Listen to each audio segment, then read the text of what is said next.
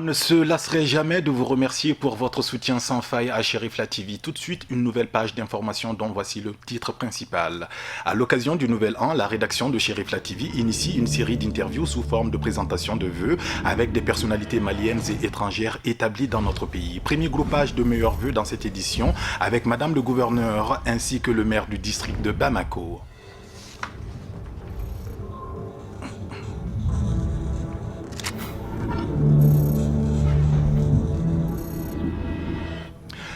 Dernier vendredi de l'année 2016, bonjour, bonsoir mesdames et messieurs, bienvenue à vous qui venez de nous rejoindre dans cette nouvelle édition d'information sur Cherifla TV, votre chaîne de proximité. Cérémonie d'investiture du nouveau maire de la commune rurale de Dougou-Olonvilla, c'était mercredi dernier dans la dite localité. Monsieur Amara Silla a passé donc le témoin à son cadet Sekou Silla en présence de plusieurs notabilités, des chefs coutumiers et traditionnels et de certaines personnalités venues spécialement de Bamako pour la circonstance. Investiture présidée par le préfet de Banamba. Nos envoyés spéciaux sont Amadou Kamara et Ibrahim Koulibaly Ibé. La commune de Dougou-Olonvilla est administrée par un conseil communal renouvelé le 20 novembre 2016. M. Sekou Silla a été élu maire de Dougou-Olonvilla. Il était précédemment le conseil communal en charge de la coopération. Le conseil communal est désormais composé de 29 contre 23 précédemment en fonction du nombre d'habitants. Aujourd'hui, je suis très content d'être qu'ils ont mis confiance. Bon. J'ai demandé aussi Dieu, il peut nous aider à faire développer les communes de Dougou-Olonvilla. On salue nos parents, nos mères, grâce à Dieu à eux qu'aujourd'hui on a eu cette confiance. Pour la réussite de son mandat, M. Silla se veut rassembleur. Il entend tirer vers le haut l'image de sa commune, un énorme défi, certes, mais qu'il est convaincu de réussir. Aujourd'hui, la priorité, c'est pour réunir toute la commune de Dougou-Olonvilla.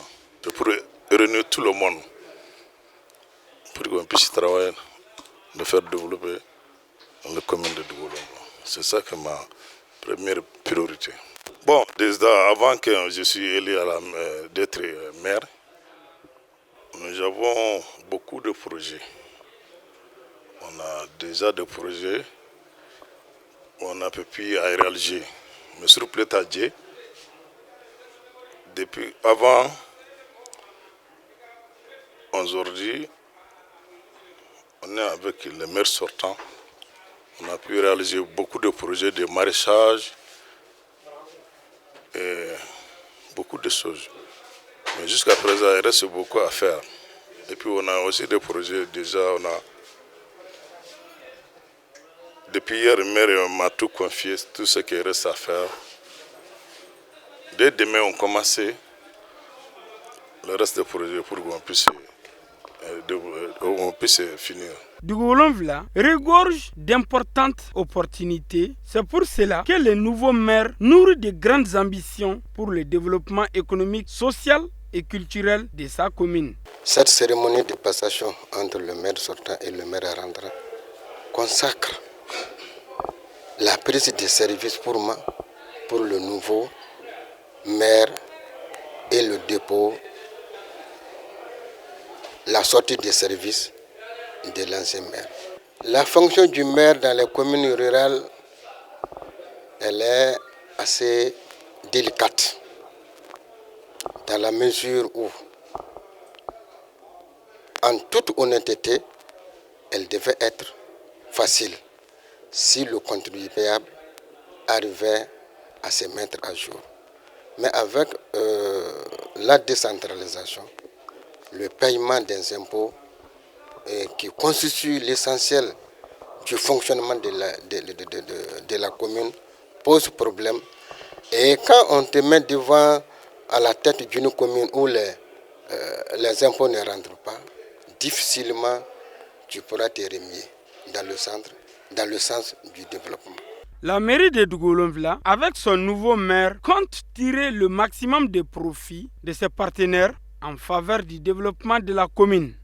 À présent, actualité hors de nos frontières. Le Premier ministre français est à Djamena, dans la capitale tchadienne, pour sa première visite dans son nouveau costume de chef de gouvernement. Au menu des échanges, enjeux sécuritaires, lutte contre le terrorisme, soutien économique à la crise sociale au Tchad. Tous les sujets étaient abordés. Bernard Cazeneuve a assuré du soutien de la France au Tchad face à la crise économique qu'il traverse. Khadija Kité pour le commentaire. Pour sa première sortie internationale, le successeur du démissionnaire Manuel Valls a réservé sa première visite au Tchad. Le nouveau locataire du palais de Matignon depuis le 6 décembre dernier, accompagné de Jean-Yves Le Drian, ministre français de la Défense, sont arrivés ce jeudi à Djamena, la capitale tchadienne. Les deux hommes ont visité en compagnie d'Idriss Déby Itno le siège de la force Barkhane à Djamena. Les deux ministres français en ont profité pour tenter de remonter le moral des troupes françaises visées depuis ces dernières années par des attaques des groupes armés qu'elles combattent dans la région du Sahel. Rempart de la lutte contre le terrorisme dans la région sahélienne, le Tchad est un allié stratégique de la France dans la lutte contre le terrorisme dans le bassin du lac Tchad et dans la région sahélienne. L'armée tchadienne est en effet en première ligne contre les djihadistes de Boko Haram et ceux des autres mouvements terroristes qui sévissent dans la bande sahélo-sahélienne. Au Tchad, nous avons un partenariat ancien, confiant, approfondi, qui nous conduit sur de multiples sujets à coopérer ensemble. Les Tchadiens sont présents au sein de la MINUSMA avec efficacité et détermination. Ils sont présents au sein de la force multinationale mixte, où ils jouent là aussi un rôle extrêmement important. Ils sont présents à la sécurisation de leurs propres frontières, là où des groupes criminels et terroristes peuvent agir.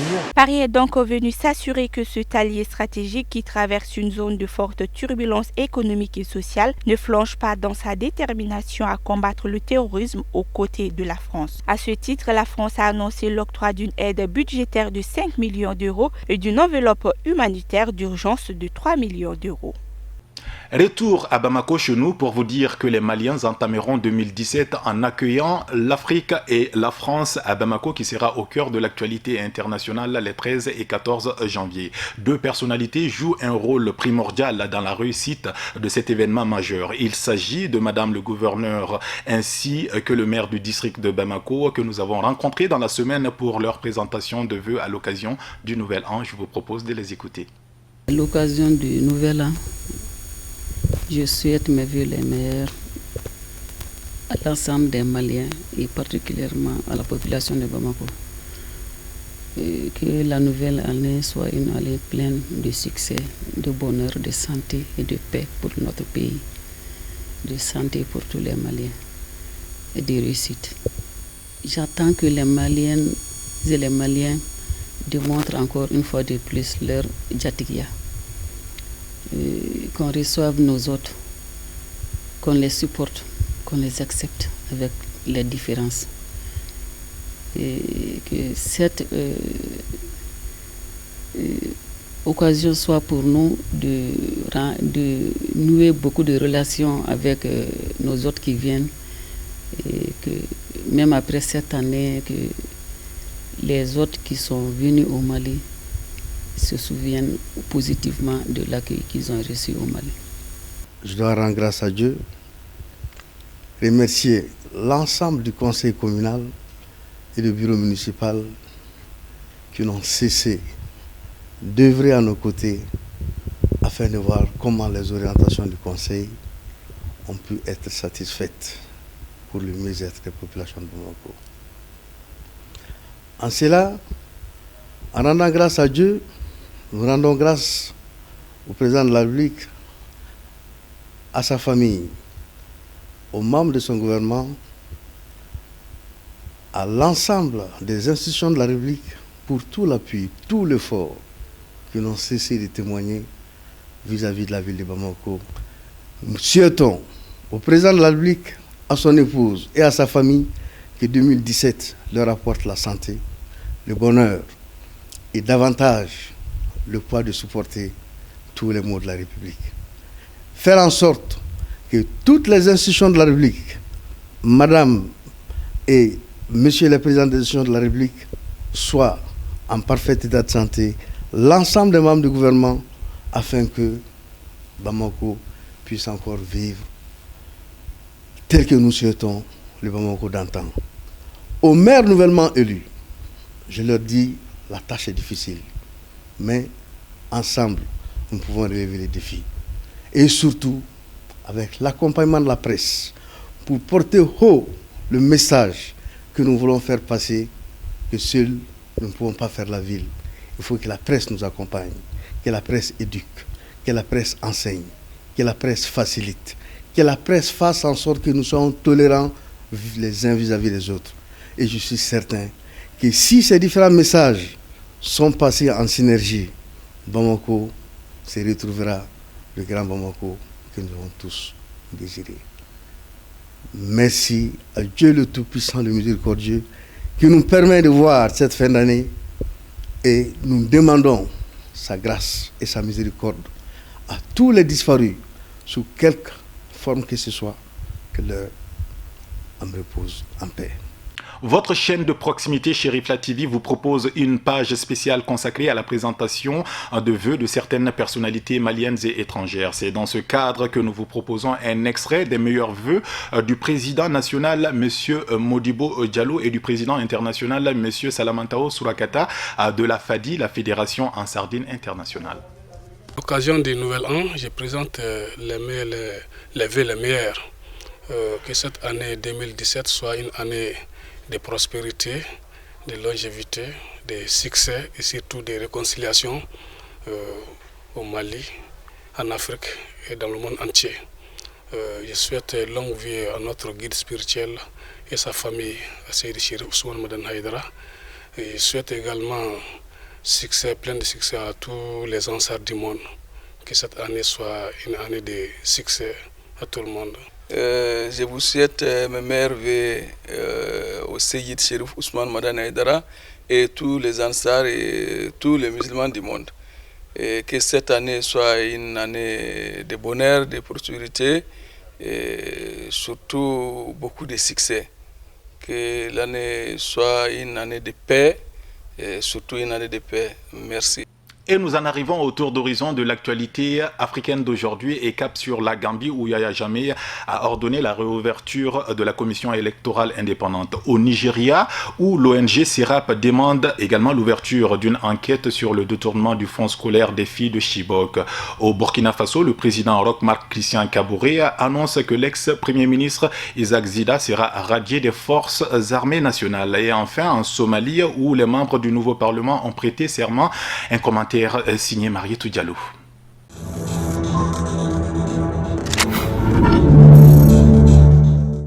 Le président gambien Yahya Jammeh a ordonné la réouverture de la commission électorale fermée par les forces de sécurité depuis le 13 décembre. Selon les décrets présidentiels diffusés jeudi, la décision de fermer la commission électorale avait été prise par les autorités en raison d'informations selon lesquelles ces locaux seraient incendiés. Maintenant que cette menace s'est dissipée, le siège de l'IEC va rouvrir. Son personnel peut reprendre le travail avec effet immédiat, mais la présence des forces de sécurité sera maintenue autour de son siège, indique le texte. L'organe électoral avait proclamé le 2 décembre les résultats de la présidentielle donnant vainqueur Adama Barrow, puis avait communiqué quelques jours plus tard des chiffres corrigés réduisant l'écart entre Barrow et Jammeh.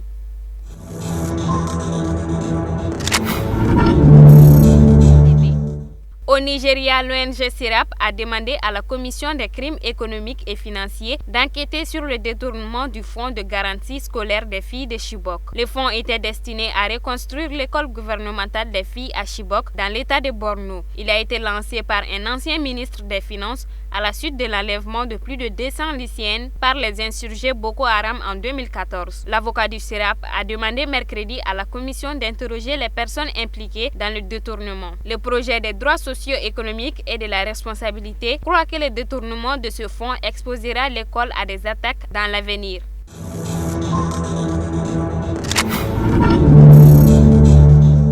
L'ex-premier ministre Isaac Zida sera rayé des forces armées nationales pour désertion en temps de paix, dixit le président burkinabé Roch-Marc Christian Kaboré dans une annonce ce jeudi. Le général Zida n'est pas rentré de son exil volontaire au Canada. Il sera passé en conseil de discipline et sera rayé de l'effectif des forces armées nationales, a fait savoir le président burkinabé lors d'un entretien télévisé. Le général Zida a rejoint sa famille au Canada à la fin de la transition en janvier avec une permission délivrée par le président Kaboré. Alors que celle-ci a expiré depuis le 15 février 2016, M. Zida refuse de regagner le Burkina Faso. Au lendemain de la chute de Blaise Compaoré, M. Zida a pris le pouvoir, subissant d'énormes pressions des partis politiques, de la société civile et de la communauté internationale. Il avait cédé le pouvoir 3 semaines après à un diplomate à la retraite, Michel Kafando.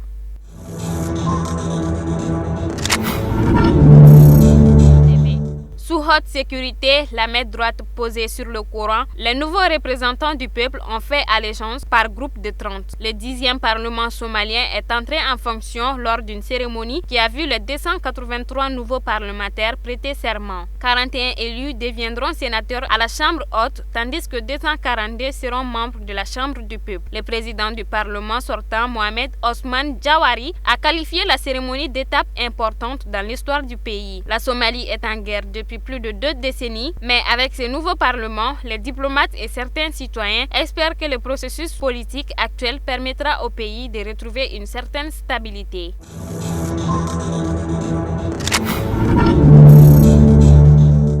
Et un mot de sport avant de boucler cette édition d'information. À quelques semaines du coup d'envoi de la CAN 2017 au Gabon à Libreville, le sélectionneur national Alain Giresse a dévoilé une liste de 26 joueurs ce vendredi matin au siège de la FEMAFOOT, la Fédération malienne de football. L'occasion était également bonne pour le sélectionneur national d'échanger avec les hommes de médias sur la mise au vert des Aigles qui va se dérouler du 1er au 14 janvier dans le royaume chérifien au Maroc, avec sans nul doute l'accompagnement du gouvernement malien qui a déboursé la somme de 44 millions de francs CFA à cet effet. Alain Giresse est au micro de Youssouf Koulibaly.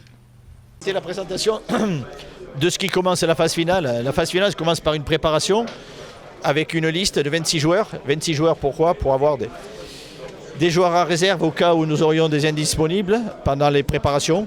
Donc voilà, et comme c'est dimanche que nous commençons la préparation, c'était aujourd'hui de savoir quels sont les joueurs qui vont être amenés à aller se préparer et poursuivre pour après débuter la phase finale avec notre premier match le 17 janvier.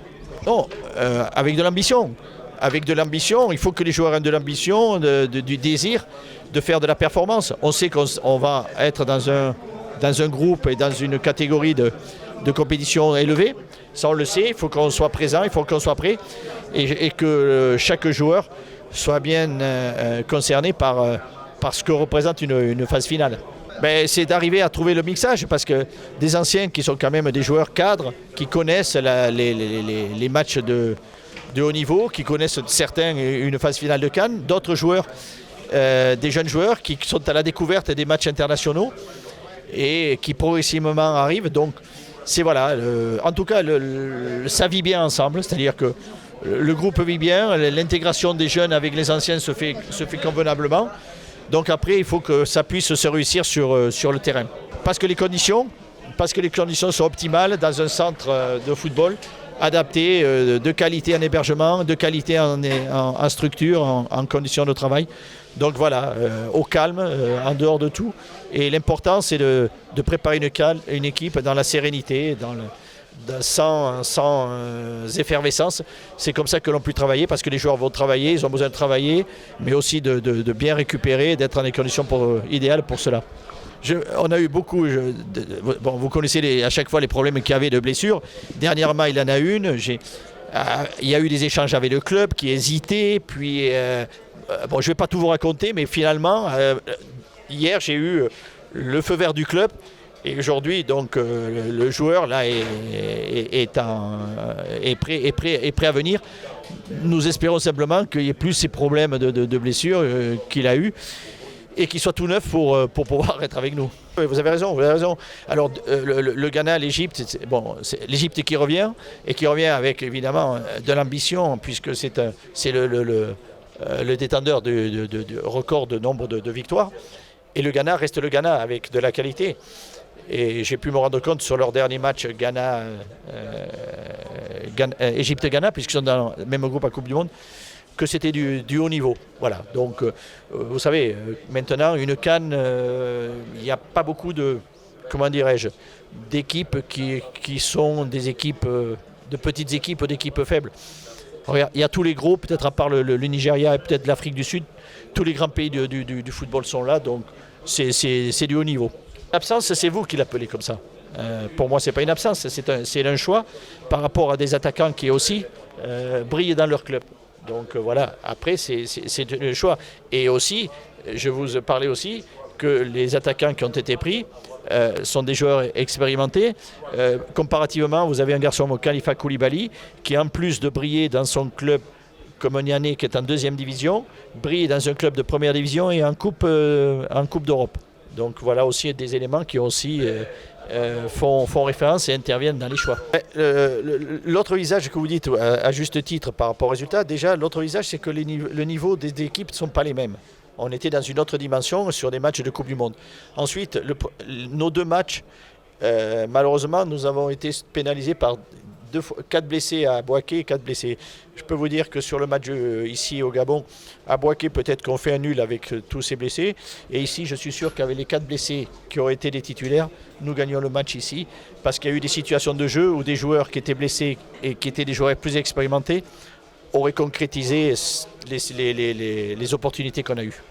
C'est donc sur les images de cette conférence de presse animée par Alain Giresse que se referme cette édition d'information que nous vous remercions d'avoir suivi. À 21h, vous avez rendez-vous avec Moussa Famba pour la présentation du bulletin d'information en langue nationale Bamanakan. Excellente suite de programmes sur Cherifla TV, votre chaîne de proximité, et joyeuses fêtes de fin d'année. À très bientôt.